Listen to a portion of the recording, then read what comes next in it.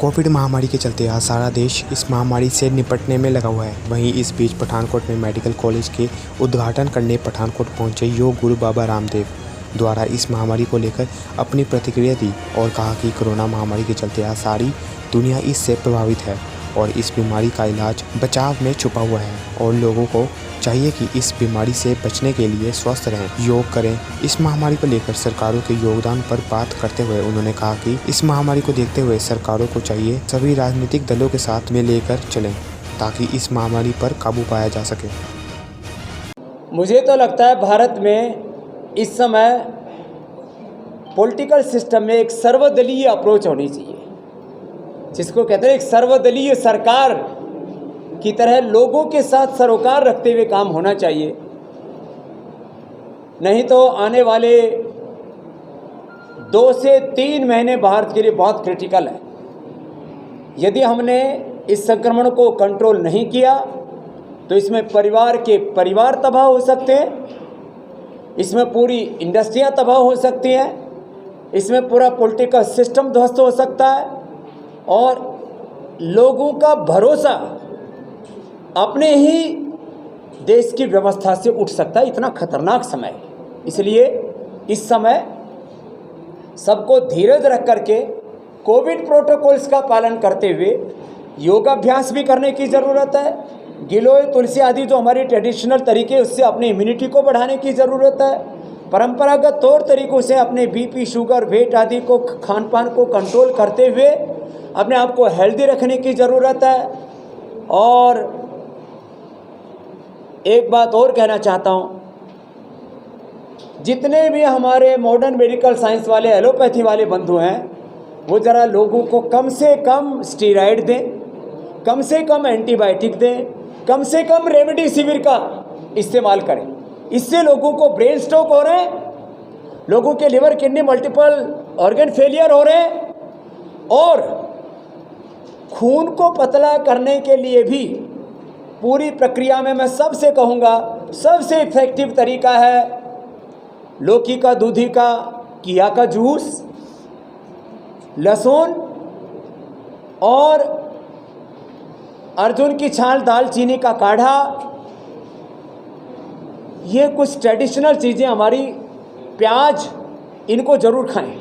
इससे लोगों का खून पतला रहेगा, क्लोटिंग नहीं होगी और लोगों के ब्रेन हेमरेज नहीं होंगे, ब्रेन फेलियर, हार्ट फेलियर और ये अलग अलग प्रकार के जो कॉम्प्लिकेशंस आ रहे हैं उससे काफ़ी लोगों की जान बच जाएगी। देखो,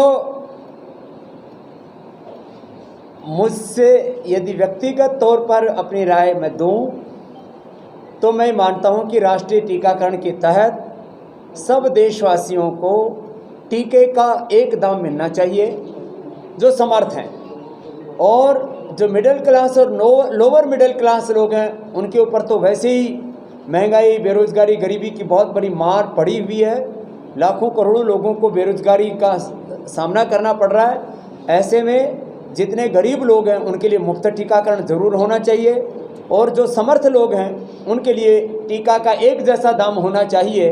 और टीकाकरण के बाद जो कॉम्प्लिकेशंस आते हैं उसके लिए भी लोगों में जागरूकता के तहत योग करने का अभ्यास और गिलोय, तुलसी आदि का सेवन बहुत ज़रूरी। नहीं तो बहुत लोगों को फीवर, बॉडी पेन और कई प्रकार के मस्कुलर प्रॉब्लम्स लोगों में आ रहे हैं, उससे लोग बच पाएंगे। एक बात तो ये कि कोरोना का जो नया स्ट्रेन आया है, इसके का इन्फेक्टिविटी रेट, इसका जो वायरलिटी रेट जिसको बोलते हैं, संक्रमण का जो उसकी गति है वो पहले से कई गुना ज़्यादा शक्तिशाली होकर के उभरा है।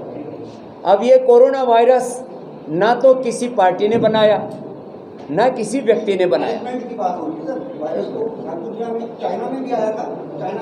अब आप प्रश्न पूछ के थोड़ा उत्तर दे लेने दो। देखो जी, देखो, वायरस जो है उसका बिहेवियर अलग अलग देश में अलग अलग तरह का है। इस समय जो भारत में वायरस का जो नया इसका स्ट्रेन आया है वो बहुत शक्तिशाली बनकर के आया है। ये वायरस का स्ट्रेन किसी भी देश में होगा वहाँ ऐसी तबाही मचाएगी। आप सबको पता है पिछले 7 साल से स्वामी रामदेव कोई पॉलिटिकल स्टेटमेंट नहीं देता, ना कांग्रेस के बारे में, ना बीजेपी के बारे में, ना कोई और पार्टी के बारे में। इसलिए मैं एक बात कहूँगा, I am now a non political person. न मैं किसी को सपोर्ट कर रहा हूँ, ना किसी का विरोध कर रहा हूँ। इसलिए मुझसे ये अपेक्षा करना कि मैं किसी पॉलिटिकल पार्टी को डिफेंड करूँगा या किसी पॉलिटिकल पार्टी को क्रिटिसिज्म करूँगा, मैं नहीं करूँगा। तो इसलिए इस बारे में बात नहीं करना चाहता। इतनी बात ज़रूर है कि हमें इस देश में शायद एक, चाहे वो कोई भी पार्टी है, सारी स्टेट गवर्नमेंटें भी हैं, इसमें सेंट्रल गवर्नमेंट भी शामिल है। स्टेट और सेंट्रल गवर्नमेंट को किसी को भी अंदाज़ा नहीं था कि दोबारा से कोरोना का एक नया दौर वो भी आएगा जो आज मंजर हम देख रहे हैं। और इसमें इस तरह की तैयारी नहीं की गई। अब भी तैयारियों में बहुत खामियां हैं और इस सबको मिलजुल करके दूर करने की ज़रूरत है, बजाय एक दूसरे पर ठेकरा फोड़ने की, जो मैंने पहले कहा। मैंने कहा अभी सर्दलीय सोच तो रख लो, पहले सर्दलीय सोच तो रख सकते हैं। सर्दलीय सरकार एक बहुत बड़ा पॉलिटिकल रेवोल्यूशन है, उसमें तो वक्त लगेगा। एक सर्वदलीय सोच तो देश में बननी चाहिए कि भाई देश में कोई बड़ी त्रासदी आ जाए, उससे कैसे निपटा जाए।